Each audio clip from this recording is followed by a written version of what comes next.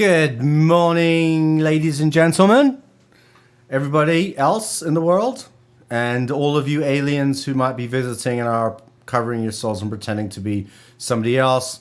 Happy Friday. It is Erev Shabbat. It is the weekend before the Rosh Hashanah, the Jewish New Year, and we celebrate 2 days of the Jewish New Year. It's the only holiday where both in Israel and outside of Israel, people celebrate 2 days. Why do we do that? Well, it's a good question. The reason why 2-day festivals outside of Israel, so all the 3 festivals happen and they're 2 days, is because it goes back to ancient times when they would light fires to know when the new moon was. Since people outside of Israel, it would take that much longer. They didn't quite know what day it was, so they keep 2 days. That's why you would notice Jews in America sometimes keep 2 days of Passover, Sukkot, and Shavuot. Rosh Hashanah, on the other hand, we keep 2 days, no matter where you live, in Israel or in the United States or the UK or Australia or Outer Mongolia, wherever it might be. And that is because Rosh Hashanah is considered Yom HaArichta, which means it's the longest day. It doesn't mean D-Day. It's just like one long 2-day days. And that's because sometimes we have 2 days of Rosh Chodesh, of the new month, and Tishri always is 2 days of Rosh Chodesh. There's some other spiritual of the new month. There are other spiritual reasons why that's the case, but anyway, I just wanted to point that out. So Rosh Hashanah is Monday and Tuesday, starts Sunday night. Usually on Erev Shabbat, and today is no exception, I like to talk about the Torah portion. So this week's Torah portion is Nitzavim. It talks about, there's a couple of great sayings in there. One of the most important aspects of it is explaining why do Jewish people not need a synagogue? Why do we not necessarily need a physical established space to find God? We don't have hallowed grounds. A synagogue is not a hallowed ground. It's just a place of community meeting. So I'm going to go back to a little story. And every week I've been going through this new book that Rabbi Sachs released right before he died on spirituality. And he told it's a famous story that he told in this week's Torah portion. It's a story of a woman in her 60s, and she goes out to Tibet and she climbs this great mountain. She's going through all of these followers of this Buddhist holy man, or this holy man. You can fill in the gaps on this story because it's kind of a joke too. It's not an actual story, but it was a joke that was going around. That is my dog Chester. If you can hear the barking, Chester is looking forward to. He's trying to blow the shofar. Anyway, so they're climbing up. She's climbing up the mountain, and she's waiting in line. She waits for hours in line to see this really, really holy man. She's trying to get people are trying to get the answers. And when she finally comes in to see him, she looks at him and says, "Marvin, it's time to come home. It's time to come off the mountain and come home." So it's an old Jewish joke, right? Marvin is this holy man, but it begs a more important question.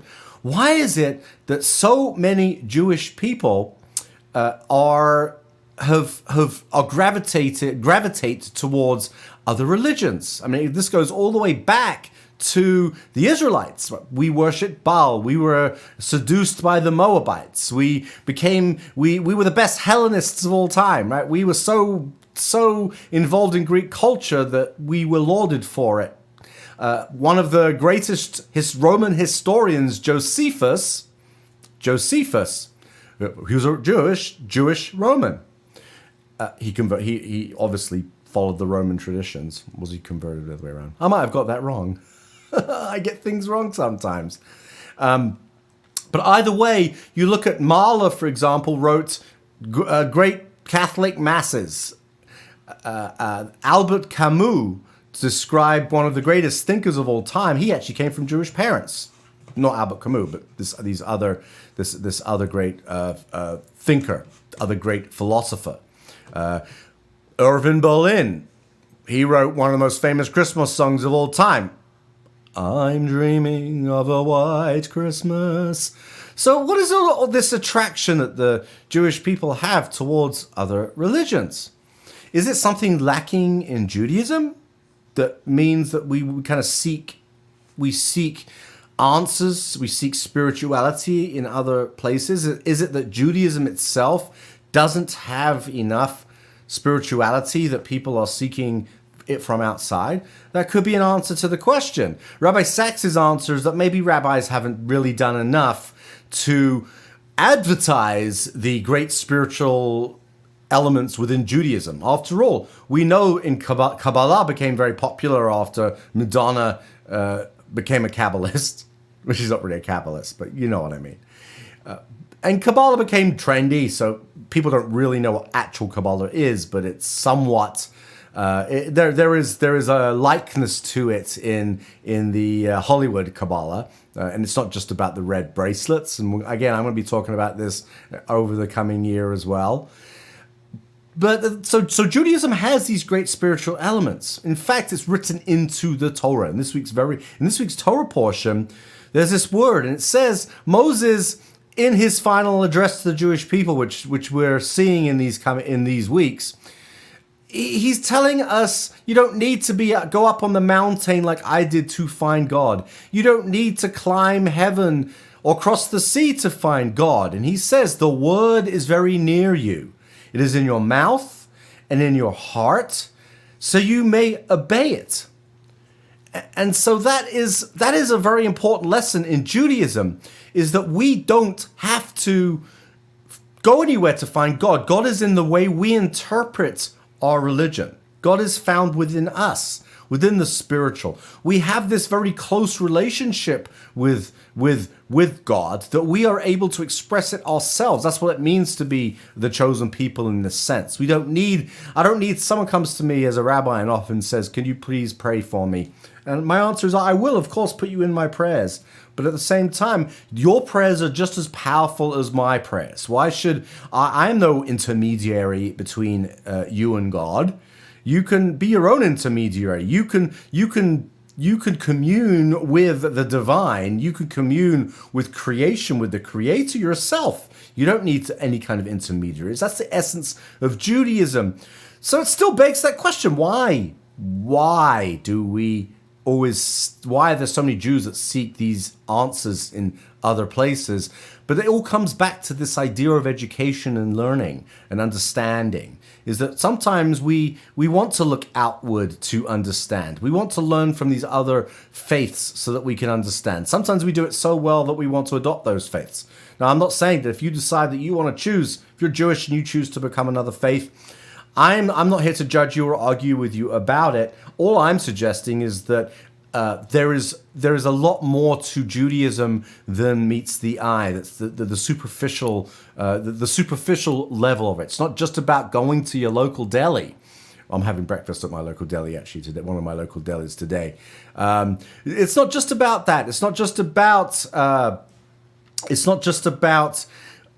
eating, drinking wine, or dressing up dressing up in fancy clothes on Purim, or just following the traditions, or listening to a beautiful service. You yourself are able to come from the depths of your soul and cry out to God, and maybe God will listen to you. That's what Yom Kippur and the high holidays are all about, is those transformations, those transformative spiritual moments we can find in ourselves, in our own homes, in our own communities, without having to climb up the mountain, without having to go into distant lands. You can find it in the challah that you have on your table on Shabbat, when you discuss with your family on Passover, the Passover Seder, when we discuss what it means to be truly free. The freedom that Judaism is based on is the very freedom that also encourages us to seek truth everywhere, wherever it may be found.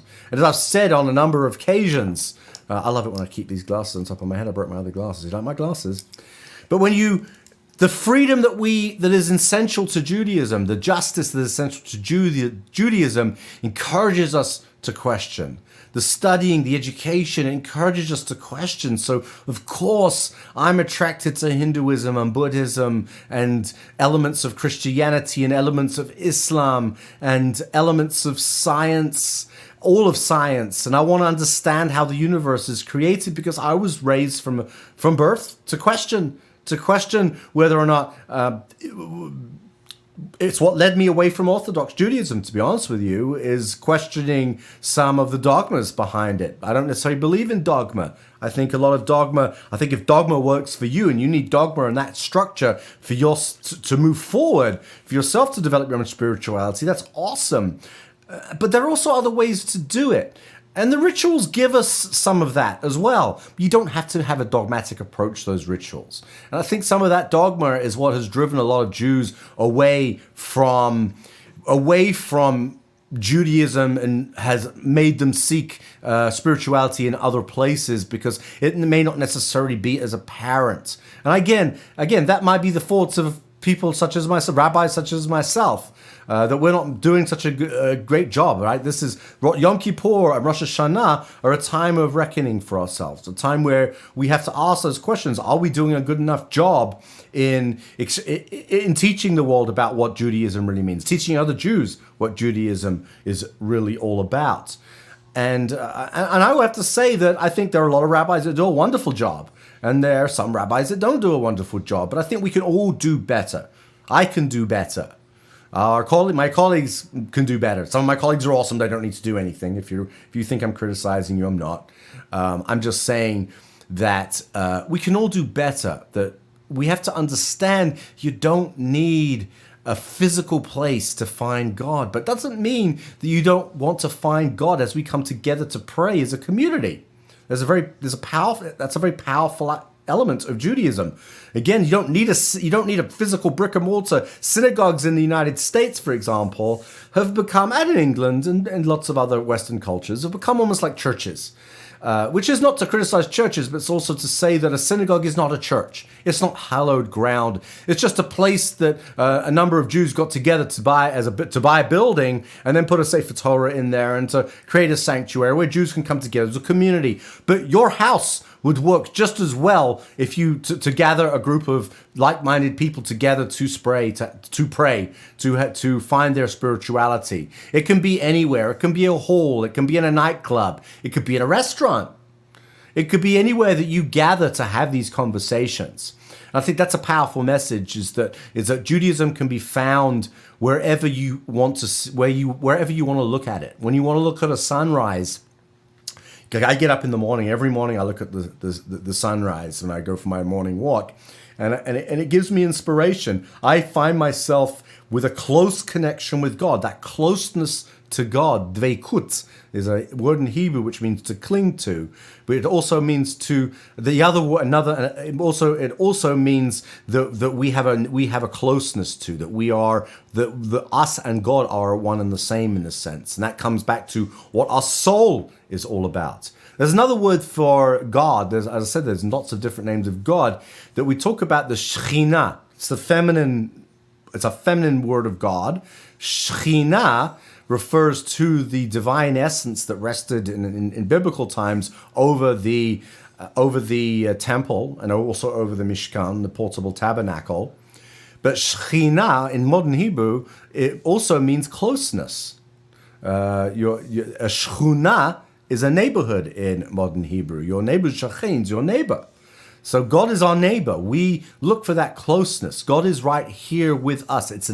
God is immanent. She is immanent. Shekhinah, the feminine of God, is immanent, is within us. That's the idea of humanity being endowed with the divine essence. And Yom Rosh Hashanah, as we come into Rosh Hashanah, Sunday night and Monday and Tuesday, we recognize that. We want to come closer to that. Next week, I'll explain there's a 10 days of repentance, of introspection, which follows that month that we had before. But it's a really intense time where we believe that the gates of heaven are still open, and we're banging on the gates of heaven, whatever heaven means. The word shamayim, which is heaven, isn't the same traditional heaven that we imagine from Western culture or the culture that we're used to. It means something else. But the point is, Lo b'shamayim he, that God and the Torah and justice and the law and our spiritual understanding and our understanding of metaphysics is Lo b'shamayim he. It's not found in heaven. It's found here on earth. It's found here when you talk to your friends, when you hang out with your community, when you see beauty in nature, when you try to understand DNA, when you listen to a beautiful piece of music and it resonates with you on a level you can't express. Lo b'shamayim he. It is not here out somewhere in a realm that we don't understand. It is right there in front of you. You just have to open your eyes and listen and listen. And that brings me to the shofar. That's all I'm going to talk about. I was going to talk about quantum leap. I'm going to talk about it next week. I don't think there's any need for sci-fi. There's no need. I just talked about sci-fi. Sci-fi is right here with us. It's right here with us. And it's in that still silent voice of the shofar. I'll be here on Monday at 8:30 for just a real quick blowing of the shofar before I go to services at Desert Outreach Synagogue, and you can see me if you still want to get tickets. Email me at rabbibentley@gmail.com, and I'll put you in touch with the office, and you can arrange to come to High Holidays. Wonderful experience, that's. With that, I'm going to leave you with the sound of the shofar. But for those of you who don't go to services, 8:30 on Monday, I'll be blowing the special Rosh Hashanah rock and roll shofar. Takiya.